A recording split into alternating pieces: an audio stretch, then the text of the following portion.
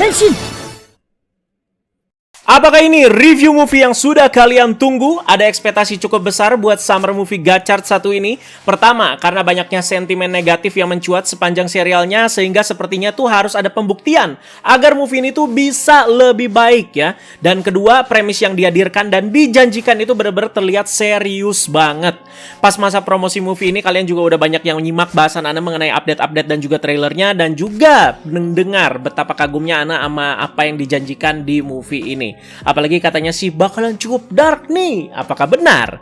Berhubung Blu-ray dan juga DVD-nya baru rilis tanggal 27 November kemarin, yang menjadi tanda beberapa hari kemudian ya kita itu udah bisa nonton movie satu ini. Jujur Ana ekspektasinya tinggi banget buat movie ini. Jadi nggak akan bela-belain, nggak usah juga pakai istilah penyepong guys ya. Jadi secara jujur semua plus minus dari movie ini bakalan Ana buka dan bahas semua di review kali ini. Jadi disimak reviewnya sampai habis guys ya, biar tahu juga ya scoring dari Ana berapa untuk movie satu ini. Yang udah nonton bisa saling komentar juga di kolom komentar bawah. Dan ini dia reviewnya buat Summer Movie Kamen Gachard The Future Daybreak. Langsung aja disimak guys. Langsung ngomong aja di awal ya, untuk pacing di awal film terhitung cukup buruk. Bukan hanya di awal saja, tapi hampir di keseluruhan film.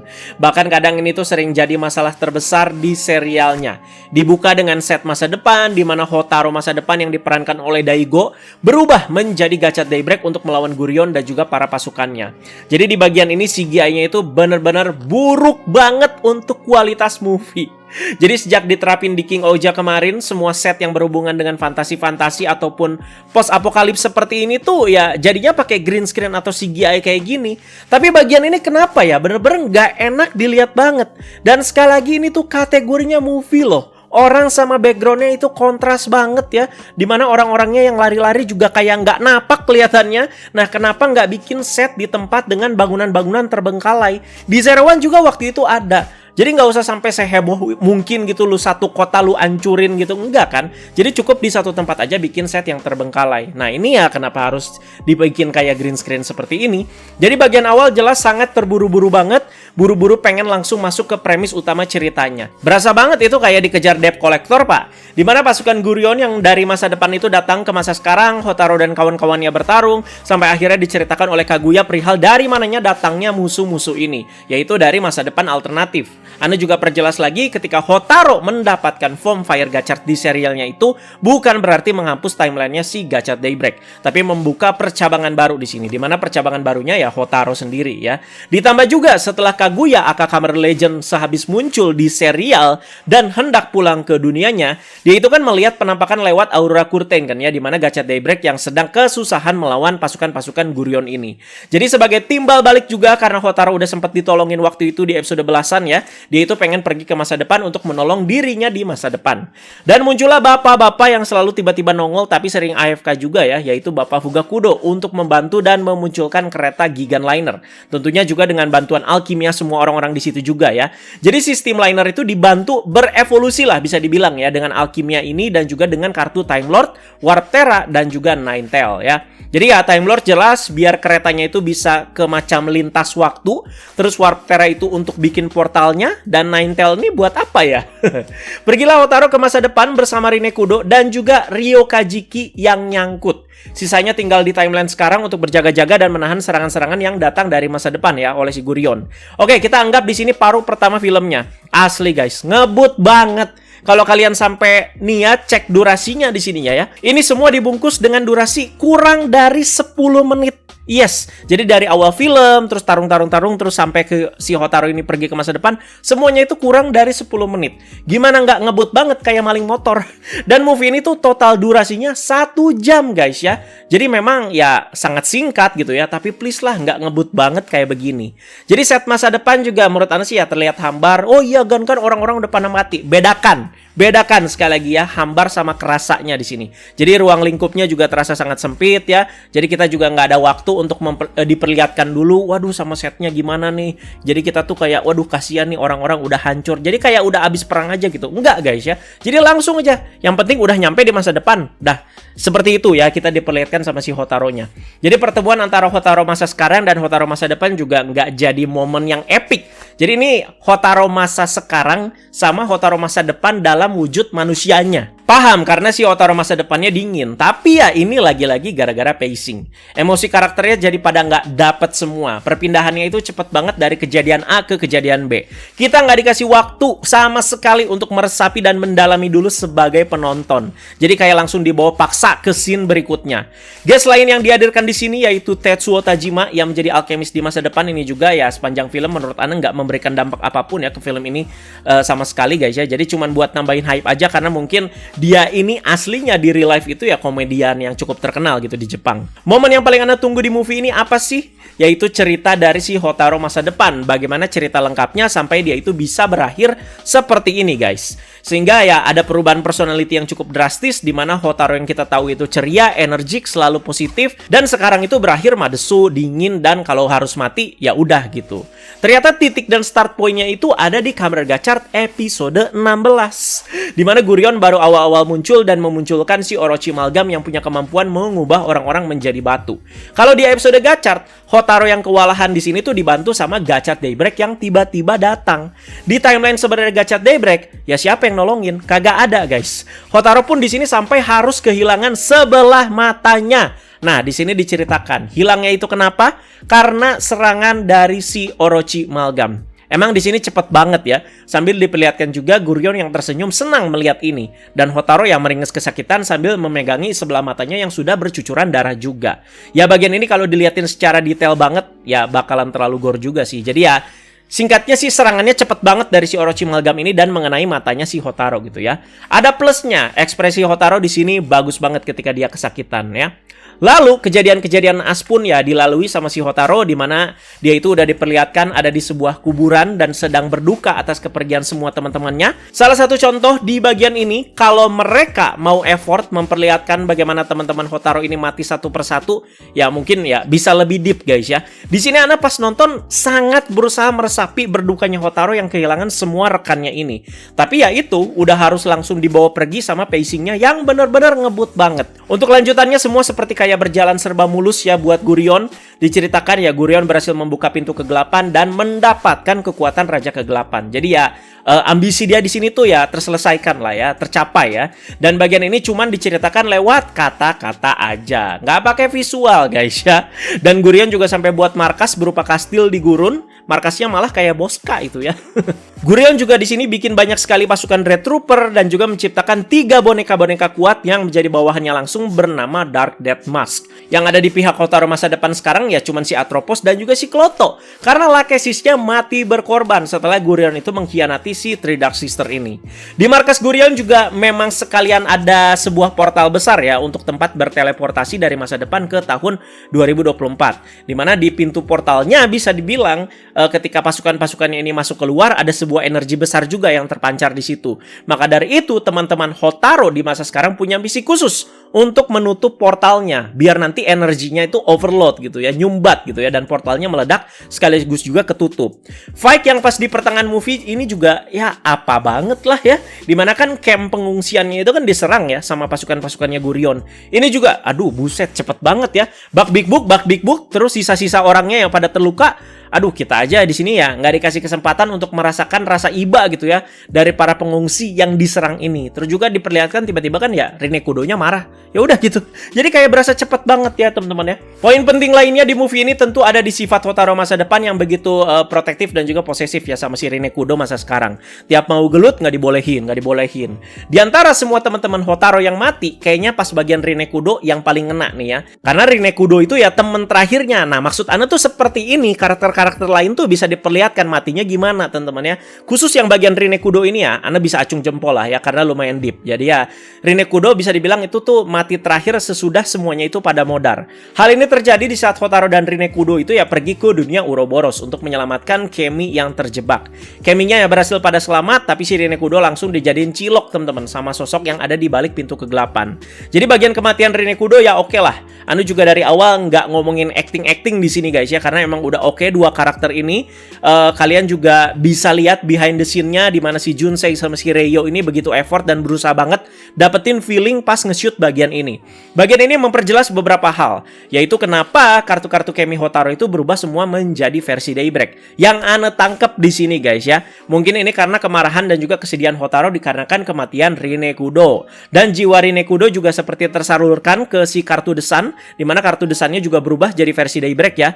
Ini juga dibantu karena alkemis ringnya yang jadi perantara. Alkemis ringnya si Rinekudo. Makanya di beberapa kesempatan kartu desannya ya ada suara Rinekudo. Jadi kayak jiwanya ada di situ juga gitu teman-teman ya. Jadi kayak belum benar-benar mati. Kok sejauh review ini berjalan banyak banget ya poin-poin negatifnya. Ya ini harus jujur Ane katakan guys ya, tidak ada maksud negatif. Maksud Ane tuh nggak ke situ gitu ya. Jadi tidak ada juga maksud untuk roasting.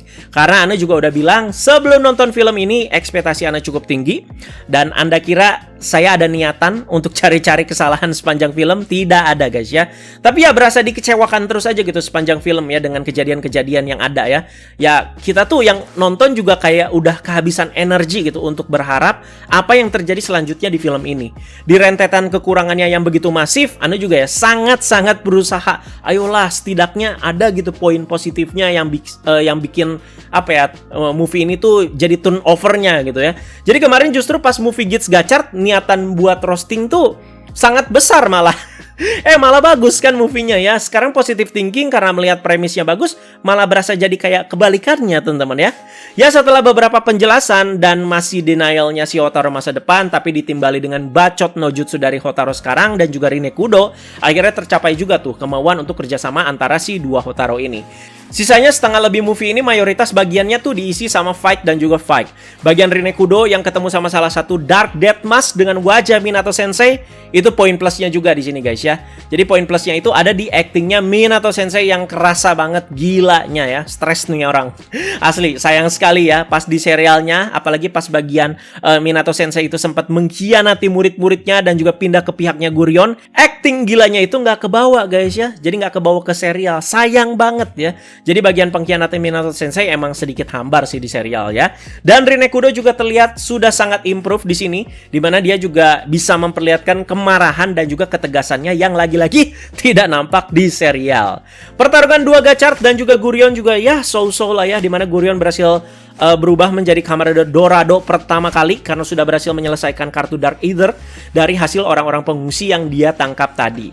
Di fase ini ya udah scripted banget lah teman-teman ya. Jadi nggak ada twist gimana si protagonis dibikin kalah biar ada desperate-nya dulu. Katanya penonton-penonton tokusatsu udah pada males kan kalau tiba-tiba musuh yang kuat itu bisa berbalik kalah atau mendadak menjadi lemah karena tiba-tiba ada modal semangat juang doang dari si protagonisnya. Nah di sini terjadi lagi guys ya karena bacot no jutsu Hotaru yang bisa dibilang cukup epic ya. Pas si Hotaru masa depan ya berubah lagi jadi Gachard dengan pakai pose Henshin dia yang lama. Jadi Henshin pose yang original yang begini-begini guys ya. Jadi Gurion aka Kamen Rider Eldo kalah, di mana di sini di kuaknya si Gurion ini adalah android yang sudah dibuat sama si Dark King aka Raja Kegelapan. Jadi true final bossnya di movie ini langsung beralih ke si Dark King. Si Dark King inilah yang ngebunuh Rinekudo di timelinenya Gachard Daybreak guys ya. Di final battle-nya ya muncullah dua form eksklusif baru, yaitu Kamen Rider Miracle Gachard dan juga Kamen Rider Shining Daybreak ya. Jadi ya kekuatan yang terjalin dari banyaknya harapan katanya.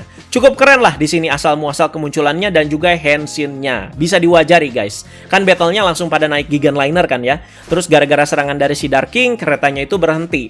Makanya harus didorong sama si Gachard Daybreak sama si Magedo. Terus lanjutkan ada yel-yel yang dibikin sama si ilmuwan pas bagian ini juga. Aduh cringe abis pak ya. Itu kan gayanya mau kayak breaking the fourth wall gitu kan. Ganbare Raida. Aduh astaga naga. Pas bagian ini Ana tepuk jidat banget loh asli guys ya. Ya emang bagian ini lebih buat ke para bocil-bocil ya. Anak kecil yang nonton di situ. Jadi kayak biar bisa ngikutin gitu kan ya. Tapi ya bener-bener lah kayak maksa banget lah ya. Dan akhirnya Dark King itu kalah dengan Rider Kick yang cukup keren dari 3 rider ini. Dan soal endingnya menurut Ana cukup bisa diterima. Nih coba kita bahas endingnya ya. Jadi si Raja Kegelapan itu ya nggak bener-bener kalah di sini. Makanya dia bilang kalau begitu kita mundur ke zaman sebelum Kamen Rider itu ada dan mulai lagi dari awal. Jadi si Dark King ini melalui portalnya itu mundur ke waktu yang sangat jauh. Si Gachard Daybreak pun punya 2 pilihan di sini. Mau tetap tempat tinggal atau dia juga ngikutin si Dark King ke timeline yang sama. Akhirnya si Gachat Daybreak memilih untuk pergi kan ya, dan dia itu udah pede karena udah dapat kekuatan baru yaitu si Shining Daybreak. Dia juga mengumumkan nama dia itu kalau nggak salah sekarang Kamen Rider Daybreak ya. Jadi ya bisalah untuk ngalahin si Dark King di zaman itu dengan si Shining Daybreak ini. Jadi perginya itu nggak sendiri tapi sama Rinne Kudo yang ada di kartu The Sun. Karena matanya ya udah lebih terbuka, jadi dia itu masih bisa interaksi lah sama Rinne Kudo walaupun caranya seperti ini. Jadi kayak ngobrol sama Kemi gitu ya. Diperjelas lagi teman-teman ya sama apa yang dibilang si Gachat Daybreak sebelum pergi. Setelah ini kita tidak pergi ke masa lalu, tapi ke masa depan kita yang baru.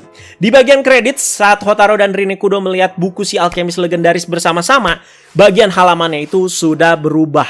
Jadi ya yang original itu kan ada si alkemis legendaris yang lawan kayak monster dengan mata 3 itu kan ya. Nah diperlihatkan lagi di halamannya guys ya, si Gachat Daybreak dengan si form Shining Daybreak itu berhasil mengalahkan Dark King. Jadi sudah berubah lagi juga nih cerita masa lalunya. Dan perlu ditekankan juga kalau si alkemis legendaris dan juga Gachat Daybreak itu dua orang yang berbeda. Nah si alkemis legendaris ini siapa? Apakah bapaknya Hotaru? Aduh males, kenapa harus ngomong Pak? Nanti nanya lagi kalian ya. Dengan kalahnya si Dark King di masa lalu oleh si Gachat Daybreak, terutama si Shining Daybreak, mestinya ya terbuka lagi percabangan waktu yang baru ya. Jadi ya begitulah guys ya. Kalau kita breakdown lagi seperti ini memang jadi kerasa lebih epic. Kalau Ana ada salah tafsiran di sini ya koreksi-koreksi aja guys ya. Bagian positif lainnya ya apa ya? Cameo Gabu lah. Apalagi dimana udah bisa kita tonton dengan jelas teman-temannya aksinya si Soma. Ana juga udah pernah bahas soal ini dan aksinya Gabu ya memang keren di sini karena bagian ini yang directnya itu ya direktor yang berbeda lagi guys ya, sama Pak Shibasaki kalau nggak salah ya. Sementara keseluruhan movie sama Ryuta Tasaki. Jadi emang agak kontras gitu ya. Kalau kalian notice juga ada sedikit minor detail di sini di mana ketika Soma muncul ada suara Aurora Curtain-nya Decade yang semakin membenarkan ya cerita-cerita orang Jepang yang waktu itu udah beres nonton bioskop waktu itu. Kalau ada andil Decade ataupun legend untuk memanggil si Soma ke sini. Jadi itu kayak tambahan teori lagi.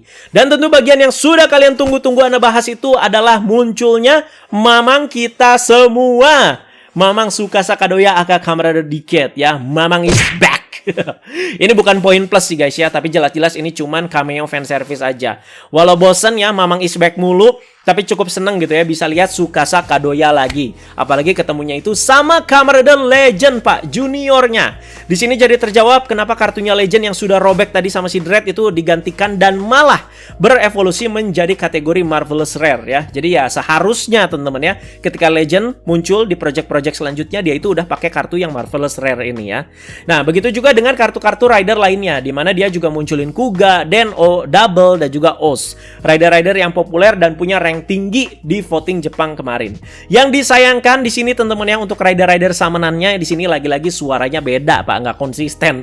Udah bagus pas Legend kemarin di spin-off sama serialnya, suara-suara ridernya itu kan pada pakai stok suara aslinya loh itu ya. Nah, apa karena ini tuh kategorinya movie, scale-nya itu beda dan jadi ada hak cipta khusus gitu ya buat pakai suara-suara si aktor-aktornya ya. Dan apalagi ya yang mau Ana bahas ya. Oh ini Minato Sensei sama Bukioka jadian di akhir film. Ya udah bodo amat sih ya. Mereka cuma diceritakan ya di sini sebenarnya satu angkatan dan teman seperjuangan dan ya nggak ada build up romance-nya sama sekali di film ataupun di serial. Tiba-tiba begitu, Pak. Bukan bodo amat sih guys ya, tapi udah lebih ke males Ana sih ya. Ana udah cek ke beberapa forum, mau yang lokal ataupun yang luar, banyak yang bilang wah movie ini super bagus, salah satu summer movie terbaik, luar biasa. Bahkan ya teman-temannya faktanya waktu itu kan sempat ada di peringkat 3 di bioskop Jepang ya teman-temannya sampai ngalahin Deadpool dan juga Wolverine. Antara di atas atau di bawah lah sama si Deadpool sama si Wolverine ini ya. Ana sampai bengong loh setelah nonton dan research soal ini. Apa Ana nggak waras? Apa gua aneh sendiri? Apa gimana? Tapi setelah Ana nonton 2 kali dengan ekspektasi yang lebih rendah guys ya, feel-nya tetap sama gitu loh. Itulah yang Ana rasain dan ya nggak mau jadi tergiring sama opini yang lain juga gitu ya. Oh ini seru, ini seru. Ana harus bilang seru juga gitu ya. Ya silakan deh kalau ada feedback dari kalian ya. Tapi diutarakan yang sehat aja guys ya. Siapa tahu kalian ada tanggapan-tanggapan yang lain. Lagian nggak semua isinya ya negatif lah review kali ini. Masih adalah poin-poin positif yang bisa kita bahas secara seru di sini ya. Tetap ada usaha buat cari kelebihan-kelebihannya juga. Coba kalian yang udah nonton juga boleh dijabarkan beberapa kelebihan-kelebihan yang paling bikin kalian nyantai Tol sama movie ini. Jadi mohon maaf juga kalau misalkan semua detailnya nggak Ana bahas di movie ini guys ya. Kalau dibahas semuanya menurut timeline ya itu bakalan panjang banget. Jadi di sini Ana ambil ini ya poin-poin pentingnya aja. Dan juga boleh diungkapkan kekurangan-kekurangan terbesarnya kira-kira apa di movie ini. Apakah kalian itu sependapat sama Ana? Dan scoring Ana untuk Summer Movie Kamer Gachard The Future Daybreak ini Ana kasih di skor 6,5. Cukuplah. Semua alasan-alasannya sudah dijabarkan jelas sejak awal video ini berjalan. Jadi jangan tanya lagi, Bang, gimana pendapatnya soal Future Daybreak nih? Silakan disimak videonya. Jadi kalau misalkan nanti Ana live ataupun ya apa, jangan ditanyain lagi Pak ya. Bang, menurut Abang gimana Future Daybreak? Nih, silakan disimak video ini aja. Ana sudah ulas lengkap kekurangan, kelebihan, dan juga scoringnya guys ya. Scoring kalian juga berapa? Boleh taruh di kolom komentar bawah guys ya. Untuk review berikutnya, apa Gachard Graduation mau di-review juga? Ya itu bakalan masih lama banget sih guys ya, 2025 ya. Jadi Winter Movie Gachard sama Gabu juga kagak ada guys ya. Jadi nggak ada pembahasannya soal Winter Movie Gabu Gachard. Tapi kemarin Ana udah angkat suara lah dan bahas ya kira-kira ya kenapa dan juga ya alasan-alasannya dan lain-lain ya. Jadi terima kasih banyak yang sudah menonton. Itu dia reviewnya. Kita bertemu di video review Ana yang lainnya. Mau itu review DX ataupun review movie ataupun review episode ataupun review update seperti biasa ya. Jadi ya kita tuntaskan bulan Desember ini pastinya dengan penuh keceriaan ya. Semoga kalian sehat selalu dan juga tercapai semuanya sebelum akhir tahun 2024. Teman-teman jangan lupa like, share, dan juga subscribe. Bye-bye guys.